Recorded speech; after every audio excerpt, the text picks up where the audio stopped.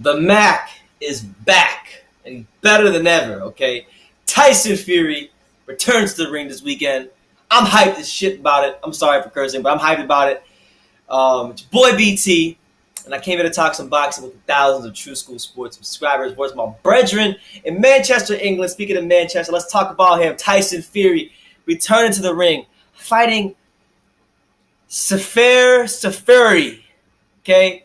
The second-ranked Albanian cruiserweight in the world. All right, not even a heavyweight, but it's a stay busy fight. It's a stay busy fight for Tyson Fury.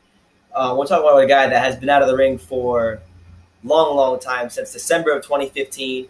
We're also talking about a guy who dealt with a lot of mental health issues, a guy that dealt with just like a ton of like mental health issues, drug addiction. So the fact that he's even getting in the ring, it's an accomplishment within himself that he's gotten himself back into shape, at least enough to fight anybody. So that's an accomplishment within itself.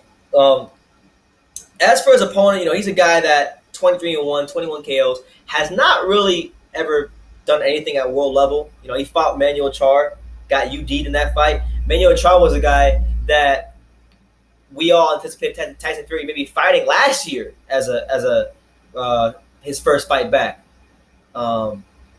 This to be fair too, this guy Safari, he's very, he's 39 years old, so it's clear to see, and if you've seen them stand next to each other, Tyson's significantly bigger, so he's significantly bigger.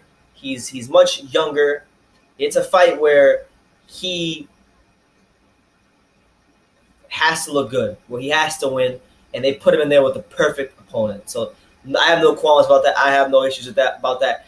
I'm just happy this guy's back in the ring, and I hope this is the start of just him fighting regularly, him fighting on a regular basis, man. Because he's good for boxing. And I want when he starts talking trash to Anthony Joshua and Deontay Wilder, I want it to hold to merit with him being in the ring active. If he's doing it and he's not active, it don't mean anything. But if he's active, it means something, because there could potentially always be that possibility that there's a fight down the road, for with those guys. And me personally, with everything he's been through with addictions, with the mental health problems, I think Tyson Fury is roughly about 6 to 7 fights away from that. I think they're going to have to continue putting him there with go the George Foreman route, put him in there with like 3 or 4 overmatch opponents to get his confidence up, get his rounds in.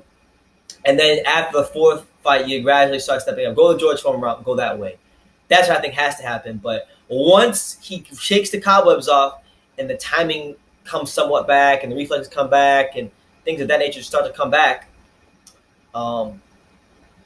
then I think, okay, you're gonna have some problems on your ass, because this guy, I think, if he can get it right, man, if he can get back to form, we're talking about a man who is 6'9". We're talking about a man who is the size of an NBA power forward. He could be mother loving Blake Griffin, okay?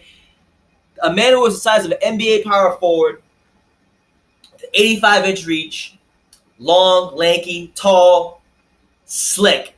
All right? He's a gypsy that fights with the slickness of Ezra Charles, okay? Ezra Charles and guys like that. He has, very slick fighter, very well-schooled fighter, very classy boxer, okay?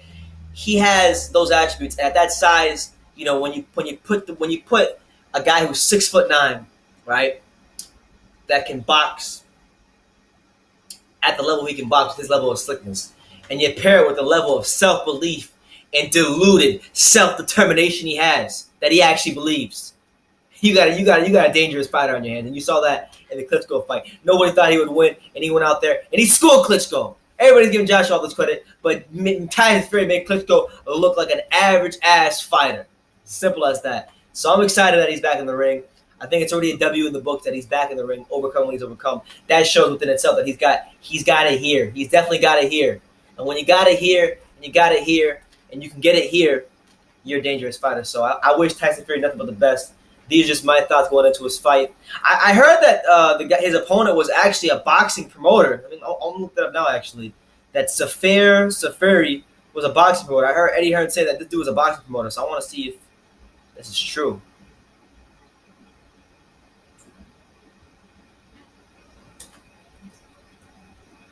See if this is true.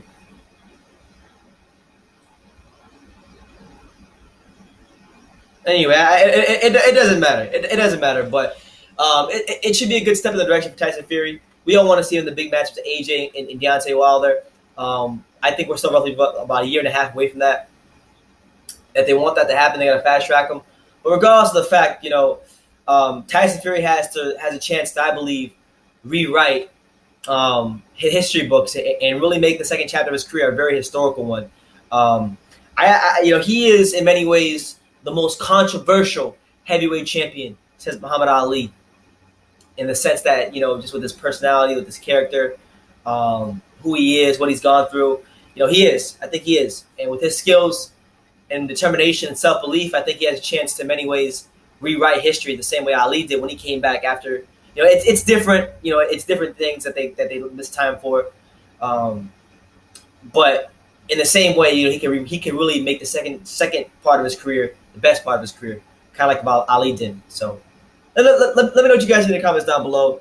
Take the time to subscribe, do all the good stuff. Tyson Fury is back. The Mac is back. He's back in the ring, June 9th. I'm excited about it. So let me know what you guys think in the comments down below. Take the time to subscribe. Like I said, every gosh darn video. You can love me or you can hate me, but I'm just kidding. Dang. So until next time, take care, guys.